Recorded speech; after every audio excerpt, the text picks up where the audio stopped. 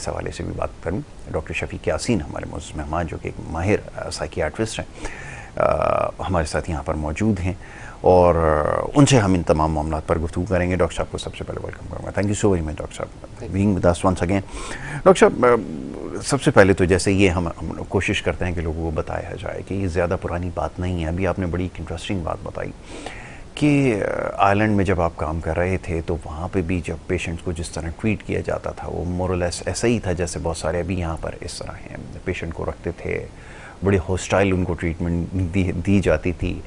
तो अब मैं चाहूँगा ज़रा इस बारे में बात हो कि उसका एवोल्यूशन जो हुआ वो कैसे हुआ और कहाँ तक हम पहुँचे हैं, क्या कुछ आपने एक्सपीरियंस किया। पहले थोड़ा सा ये बताएं ताकि हमें समझ में आए कि हमें ज़्यादा देर नहीं हुई है, अब हम मामला को समझ रहे हैं। जी बिल्कुल।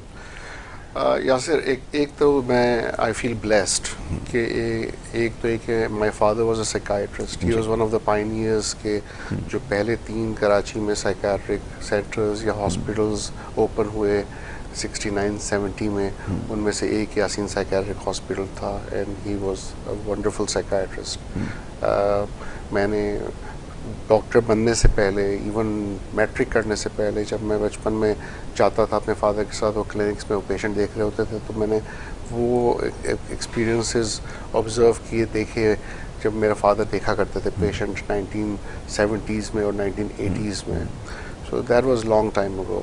Psychiatry was very different. लेकिन वो तो पाकिस्तान की बात है। 1993 में मैंने MBBS किया, 94 मैंने हाउस जॉब कंप्लीट की, 95 आई वाज इन आयरलैंड। मैं फ़ौरन चला गया था पोस्ट ग्रेजुएशन करने के लिए। और जब मैं वहाँ मूव किया, मेरी फ़र्स्ट रोटेशनल ट्रेनिंग स्कीम जिसे कहते हैं कि आप ट्रेनिंग स्टार्ट करते हैं जब आप जूनियर डॉक्टर होते हैं, मेरा फ़र्स्ट एक्सपोजर जो था वो our ladies hospital Ennis County Clare में था। It was a small town close to Limerick city in Ireland, और बहुत बड़ा असाइलम था। ऐसे जैसे हज़ारों पेशेंट्स जो है ना वहाँ पर रखे गए थे, और ऐसे पेशेंट्स थे जो 20-20, 30-30 सालों से वहाँ थे। अच्छा, वो एक पॉइंट था जब साइकियाट्री चेंज हो रही थी वेस्ट में, UK में, आयरलैंड में।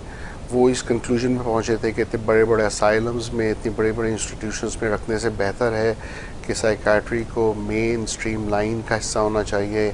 ये भी मेडिसिन है, ये बड़े जनरल हॉस्पिटल में स्मॉल यूनिट्स होनी चाहिए, ज़्यादा से ज़्यादा बेड्स नहीं होने चाहिए, पेशेंट्स को जल्दी ठीक करके वापस कम्युनिटी में भेज देना चाहिए, क्योंकि वो जितनी जल्दी वापस जाएंगे उतने वो काम कर सकेंगे, अपनी फैमिली के साथ रह सकेंगे, उनकी प्रोग्नोसिस बेहतर होगी। तो ये सारे ख्यालात चेंज हो रहे थे 1970s, 80s, 1990s में। तो मैंने वो टाइम देखा है फॉर्चुनेटली कि एक असाइलम में काम किया, और बल्कि मेरा एक एक्सपोजर तो ऐसा रहा जहाँ पे मेरी बहस हो गई थी वहाँ के डायरेक्टर के साथ। और मैं छोटी सी कहानी सुनाना चाहूँगा, क्योंकि हुआ ये कि जब मैंने स्टार्ट किया, इट वाज द टाइम जब पुरानी दवाइयाँ जो 1970s, 60s, 70s और 80s की दवाइयाँ थीं, वो पुरानी होने लगी थीं और नई दवाइयाँ इंट्रोड्यूस होने लगी थीं 1990s के शुरू में, 93, 94 में। Risperidone was one of the first atypical antipsychotic जो आई थी। कंपैरेटिवली महंगी थी, और लेकिन उसके साइड इफ़ेक्ट्स बहुत कम थे, और बिल्कुल नई आई थी। तो अभी साइकियाट्रिस्ट का भी इतना एक्सपोजर नहीं था, इवन एक्सपीरियंस साइकियाट्रिस्ट का। मैं तो अभी जूनियर ही था, अभी स्टार्ट ही में कर रहा था। तो जब मुझे वहाँ मौका दिया गया कि एक ऐसे यूनिट में काम करूँ आयरलैंड में जहाँ पे 25-30 सालों से पेशेंट्स बंद पड़े हुए हैं, जो पुराने ज़माने की दवाइयाँ ले रहे हैं, और उनकी अभी भी तबीयत ठीक नहीं हो रही, वो आवाज़ें सुनते हैं, लोगों को दुश्मन समझते हैं, अकेले कोने में खुद अकेले में बात कर रहे होते हैं, और बाहर निकलना भी नहीं चाहते, उनको डर और खौफ है, और उनको लॉक करके रखा जाता है कि वो भाग ना जाए कहीं। तो मैंने क्या किया कि दवाइयाँ चेंज करनी शुरू की, पुरानी दवाइयाँ बंद की और नई दवाइयाँ लिखनी शुरू कर दी। रेस्पिराडोन और ओlanzapine दोनों ही आ गई थी उस टाइम पे, तकरीबन 1995-96 की बात कर रहा हूँ। तो मुझे कॉल आ गई फार्मासिस्ट की, वहाँ की जो हेड फार्मासिस्ट, बहुत नाराज़, कहेंगे ये डॉक्टर साहब आप क्या कर रहे हैं, आप जो है इतनी महंगी दवाइयाँ लिख रहे हैं, आपको अंदाज़ा है कि इसकी कॉस्ट कितनी ज़्यादा है। फार्मासिस्ट के को ये पूछता है कि आप महंगी दवाइयाँ लिख रहे हैं। तो मेरा आर्ग्यूमेंट ये था कि देखिए बात ये कि ये पेशेंट्स तो 25-30 सालों से बीमारियां पड़े हुए हैं, अगर नई दवाइयां आई हैं मॉडर्न, तो अगर हम ये ट्राई नहीं करेंगे, उनको उन्हीं दवाइयों पे रखेंगे जिस पे वो ठीक नहीं है, तो क्या फ़ायदा आप इनको यहाँ रखने का। मेरे अंदाजे से तो आपकी लॉन्ड्री की कॉस्ट, उनके खाने पीने की कॉस्ट, इस अकोमोडेशन की कॉस्ट जो आप खर्च कर रहे हैं वो ज़्यादा है, दवाइयाँ ज़्यादा कीमती हैं उनके लिए। बिल्कुल ठीक है। उसने शिकायत वहाँ के डायरेक्टर को कर दी कि जी ये एक नया जूनियर डॉक्टर आया है जो इस तरह की हरकतें कर रहा है कि महंगी दवाइयाँ लिख रहा है। डायरेक्टर ने मुझे बुला लिया, मैंने सेम आर्ग्यूमेंट डॉक्टर मैकेनर्नी थी वहाँ पर मेन हेड, उनको उनके सामने रख लिया।